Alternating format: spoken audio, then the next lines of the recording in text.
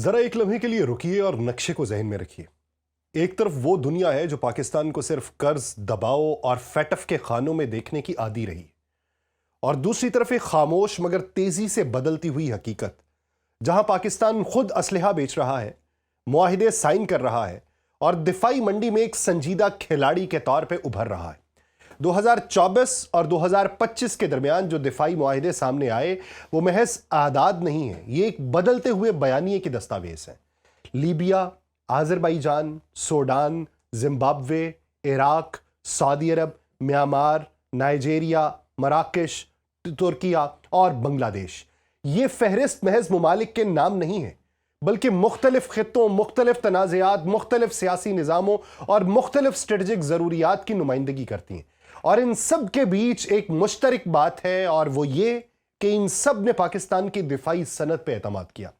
Reported data کے مطابق 2024-2025 میں پاکستان کے اسلحہ جاتی معاہدوں کی مجموعی مالیت تقریباً 10 سے 12 ارب ڈالر کے درمیان بنتی ہے، اور یہ بات ماہر معیشت فاروق سلیم صاحب بھی کوٹ کر چکے۔ اب یہاں رک کے یہ سوال خود سے پوچھنا ضروری ہے کہ کیا یہ اچانک ہوا؟ نہیں، یہ اچانک نہیں ہوا۔ یہ کسی ایک سال کی محنت نہیں، یہ ایک طویل، خاموش اور اکثر نظر انداز کی جانے والی کہانی کا نتیجہ ہے۔ پاکستان کی دفاعی صنعت کی بنیاد جو ہے وہ کب رکھی گئی، کب کیا ہوا، اس پہ پورا حوال ہوگا اسی ویلاگ میں۔ آپ سب پر سلامتی ہو، میں یاسر رشید ہوں اور آپ دیکھ رہے ہیں سنو نیوز۔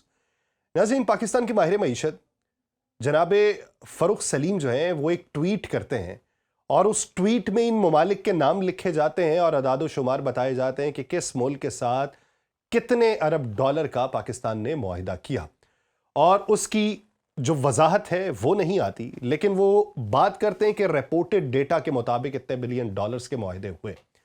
اب پاکستان کی جو دفاعی صنعت ہے یہ 1970 سے لے کے 1980 جو تھا یہ اس کے درمیان میں شروع ہوئی اور اب اپنے پاؤں پہ کھڑے ہو چکی ہے۔ اس وقت یہ مجبوری تھی اور آج یہ مہارت بن چکی ہے، جب پابندیوں، جنگوں اور تنہائی نے ہمیں مجبور کیا کہ ہم خود اپنے پاؤں کے اوپر کھڑے ہوں۔ تو پھر آج جب یہ ہماری مہارت بنی ہے تو heavy industries, Taxila, Pakistan aeronautical complex اور بعد میں نجی دفاعی اداروں کی شمولیت، سب نے مل کے ایک ایسا ماحولیاتی نظام بنایا جو اب برآمدات کے قابل ہو چکا ہے۔ اب اسی منظرنامے میں ان معاہدوں کو ایک ایک کر کے سمجھتے ہیں، کیونکہ ہر معاہدہ ایک الگ کہانی سناتا ہے۔ لیبیا کے ساتھ 4.6 ارب ڈالر کا معاہدہ یہ محض اسلحہ فروخت نہیں ہے۔ لیبیا ایک ایسا ملک ہے جو برسوں کی خانہ جنگی کے بعد اپنے سیکیورٹی ڈھانچے کو ازسر نو کھڑا کرنے کی کوشش کر رہا ہے۔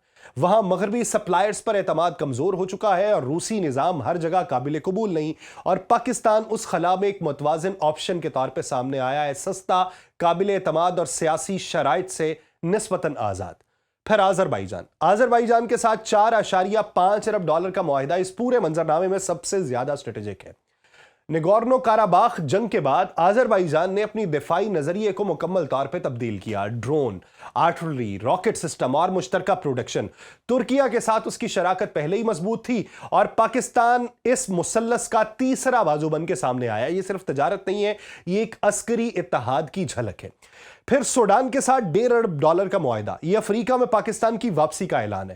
افریقہ وہ بر اعظم ہے جہاں مغرب کی موجودگی سیاسی تنازعات کی وجہ سے متنازع ہو چکی ہے اور چین کا معاشی اثر بڑھتا جا رہا ہے۔ پاکستان وہاں پہ دفاعی شراکت دار کے طور پہ قدم رکھ رہا ہے، بغیر کسی نو آبادیاتی ماضی کے بوجھ کے ساتھ۔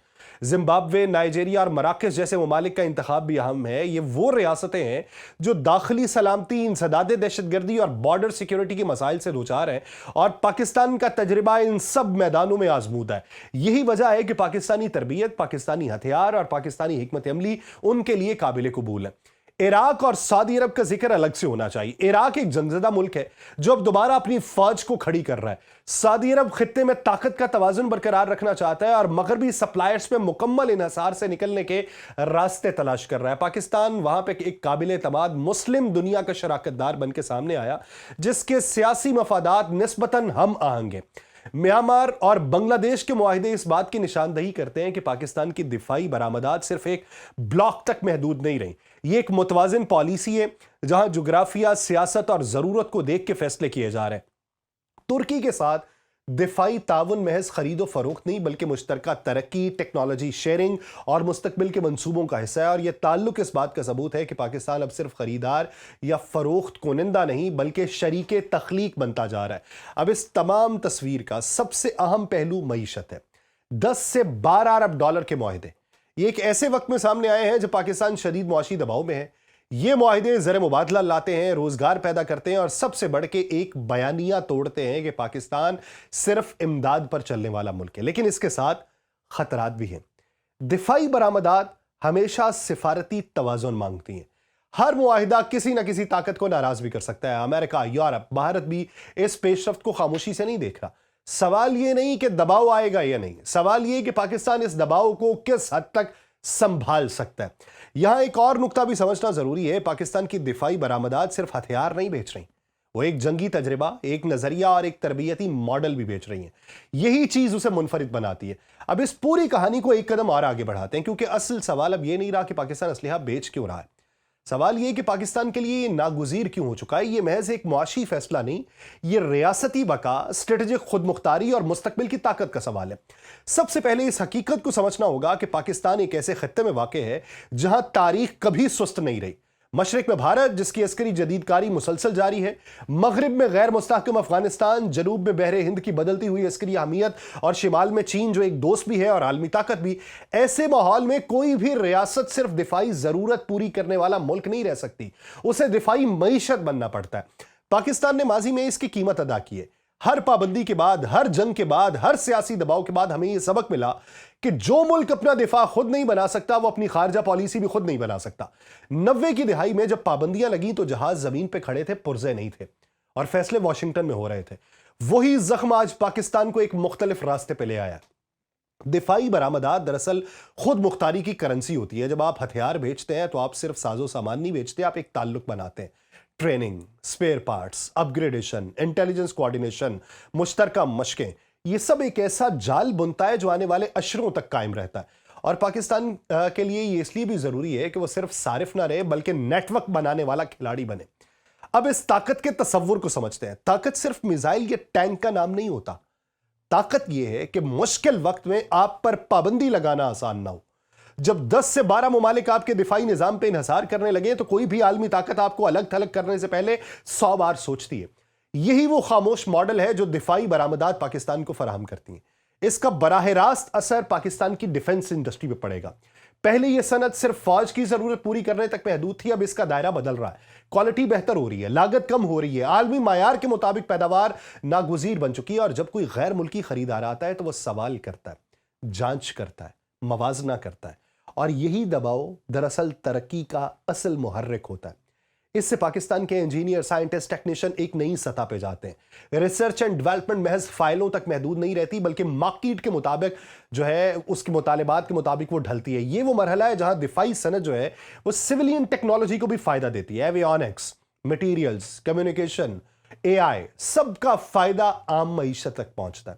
ایک اور پہلو بھی ہے جو اکثر نظر انداز ہو جاتا ہے کہ دفاعی برآمدات پاکستان کے لیے سفارتی اثر بڑھاتی ہیں۔ جب آپ کسی ملک کو ہتھیار فراہم کرتے ہیں تو وہ ملک آپ کو محض ایک دوست نہیں، ایک ضروری شراکت دار سمجھتا ہے۔ اقوام متحدہ کی ووٹنگ ہو، کسی عالمی فورم پہ حمایت چاہیے ہو، یا کسی بحران میں توازن قائم کرنا ہو، یہ تعلق خاموشی سے کام آتا ہے۔ اور یہی وجہ ہے کہ آذربائیجان، ترکیے اور مشرق وسطیٰ کے ممالک کے ساتھ پاکستان کے تعلقات محض رسمی نہیں رہے، یہ تعلقات اب ایک مشترکہ دفاعی سوچ میں بدل رہے ہیں، اور یہ وہ سطح ہے جہاں اتحاد تحریری معاہدوں سے نکل کے عملی تعاون میں ڈھلتا ہے۔ لیکن اس راستے کے خطرات بھی ہیں اور انہیں نظر انداز کرنا دانشمندی نہیں ہوگی۔ دفاعی برآمدات ہمیشہ حساس ہوتی ہیں۔ غلط ملک، غلط وقت یا غلط توازن پورے خطے کو متاثر کر سکتا ہے۔ پاکستان کو ایک نہایت باریک لکیر پہ چلنا تھا اور پاکستان اسی پہ چل رہا ہے، جہاں تجارت، اخلاقیات اور اسٹریٹجک مفاد میں توازن قائم ہے۔ اس سب کے باوجود ایک حقیقت واضح ہے کہ پاکستان کے پاس پیچھے ہٹنے کا آپشن نہیں ہے۔ عالمی نظام ایک نئی سمت جا رہا ہے جہاں طاقت کے مراکز بکھر رہے ہیں اور ہر ملک اپنی بقا کے لیے خود ذمہ دار بنتا جا رہا ہے۔ ایسے میں دفاعی صنعت پاکستان کے لیے محض ایک شعبہ نہیں، یہ ایک اسٹریٹجک ستون بن چکی ہے۔ اس پورے تسلسل کو ایک زاویے سے اگر آپ دیکھیں، Venezuela, Greenland, architect, Pakistan کی دفاعی برآمدات، یہ سب الگ الگ کہانیاں نہیں ہیں، یہ ایک ہی عالمی تصویر کے ٹکڑے ہیں۔ دنیا وسائل، راستوں اور طاقت کی نئی تقسیم کی طرف بڑھ رہی ہے۔ جو ملک اس کھیل میں اپنی جگہ بنا لے گا وہ مستقبل کا حصہ بنتا ہے، اور جو پیچھے رہ جائے گا وہ صرف تماشائی بنے گا۔ پاکستان نے فیصلہ کیا ہے کہ اس نے تماشائی اب نہیں رہنا۔ یہ سفر آسان نہیں ہے، مگر یہ وہ راستہ ہے جو طاقت، وقار اور خود مختاری کی طرف جاتا ہے، اور تاریخ ہمیں بتاتی ہے کہ قومیں اسی مقام پر یاد رکھی جاتی ہیں جہاں وہ مشکل فیصلے کرتی ہیں۔ مجھے دیجیے اجازت، اللہ نے کے بعد۔